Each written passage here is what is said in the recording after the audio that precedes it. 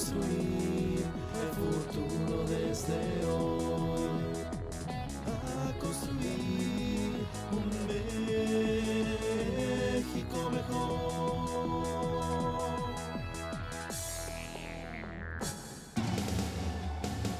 Matemáticas 1, bloque 5, secuencia 37. Programa 26, proporcionalidad inversa.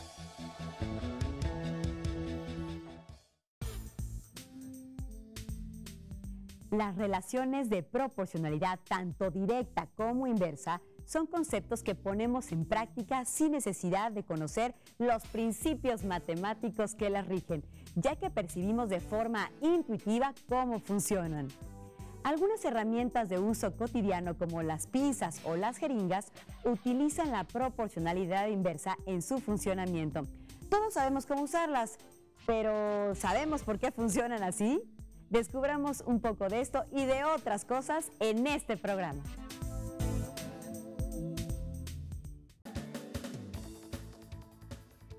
Para ayudarnos a entender la proporcionalidad inversa, recordemos brevemente en qué consiste la proporcionalidad directa.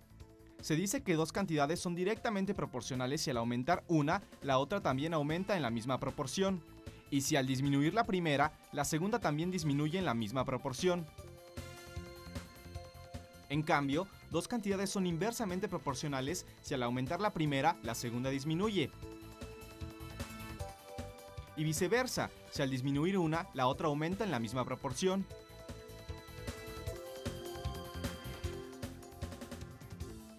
Imaginemos que se tiene un terreno rectangular de 100 metros cuadrados de área. ¿Cuánto pueden medir su base y su altura? Sabemos que la fórmula para calcular el área de cualquier rectángulo es base por altura, y en este caso conocemos el área, que es de 100 metros cuadrados.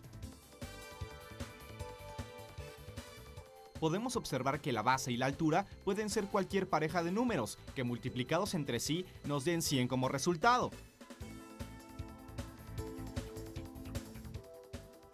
Lo que debemos notar aquí es como siempre que uno de los dos números aumenta, el otro se reduce en la misma proporción y viceversa.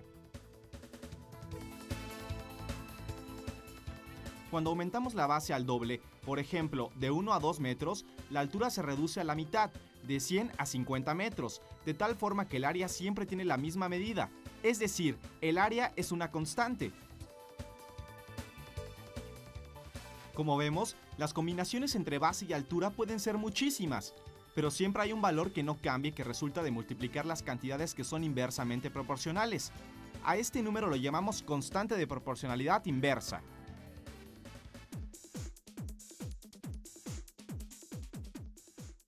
Para ver con mayor claridad cómo se relacionan todos estos valores entre sí, es muy útil organizarlos en una tabla.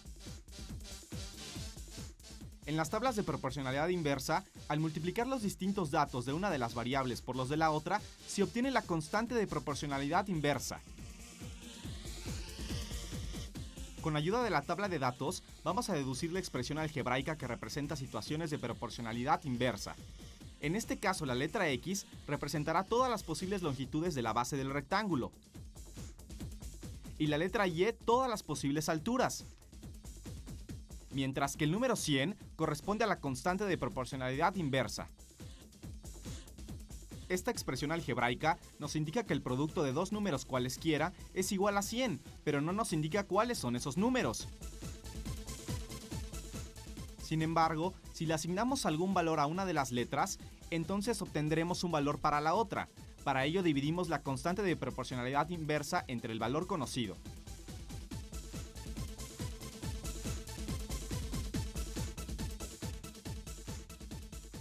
Otra forma de representar una relación de proporcionalidad inversa es mediante una gráfica.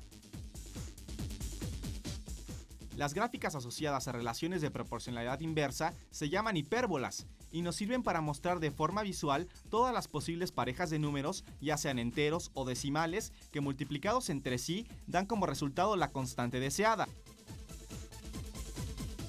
En este caso, hemos utilizado el número 100 como constante de proporcionalidad inversa, pero cualquier número puede ser una constante. Si nuestro terreno fuera de 25 metros cuadrados, entonces la hipérbola tendría esta forma.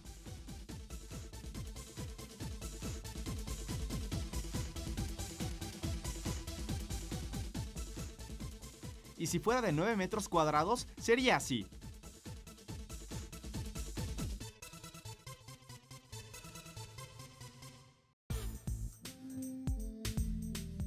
Veamos ahora otras situaciones donde también existen relaciones de proporcionalidad inversa. Las palancas, por ejemplo, son el principio mecánico de muchas herramientas, como estas.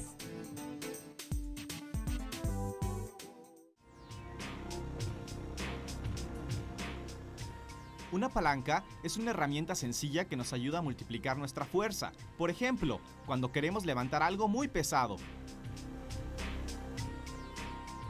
Toda palanca se compone de una barra rígida o brazo y un punto de apoyo o fulcro. En un extremo del brazo está el objeto que deseamos levantar. La medida de su peso corresponderá a la constante de proporcionalidad. El otro extremo es donde aplicaremos la fuerza para levantarlo. Si el brazo de la palanca es muy corto o el extremo donde aplicamos la fuerza está muy próximo al punto de apoyo, entonces la fuerza que usaremos será mayor.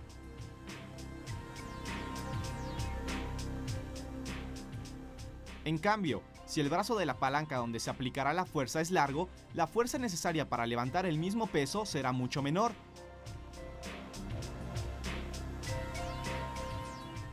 Es decir, que existe una relación inversamente proporcional entre el largo del brazo y la fuerza aplicada.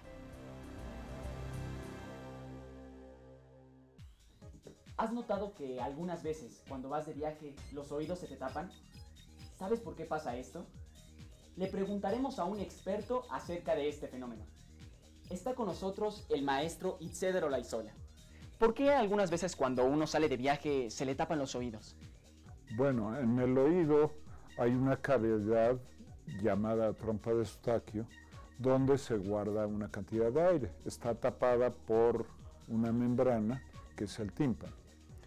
Esa cavidad está aislada del exterior, y si viaja uno a una montaña, en la medida que sube, la presión en el exterior disminuye, y el aire que está encerrado en el oído permanece atrapado.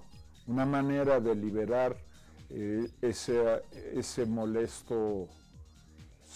molesta sensación es moviendo la mandíbula, haciendo que se iguale la presión del exterior con la presión del oído. Maestro, ¿puede explicarnos en qué consiste la ley de Boyle-Mariotte? Sí, la ley de Boyle-Mariotte establece que el producto, la multiplicación de la presión por el volumen, es una cantidad constante. Tengo una jeringa para ejemplificar esto. En una jeringa tengo encerrada una cierta cantidad de aire. Si la tapo por este lado, la cantidad de aire es la misma. En la medida que empujo el émbolo de la jeringa, el volumen disminuye y la presión que tengo que ejercer cada vez es mayor. Y me dificulta inclusive llegar al tope, a tal grado que si abro repentinamente, sale como una pequeña explosión.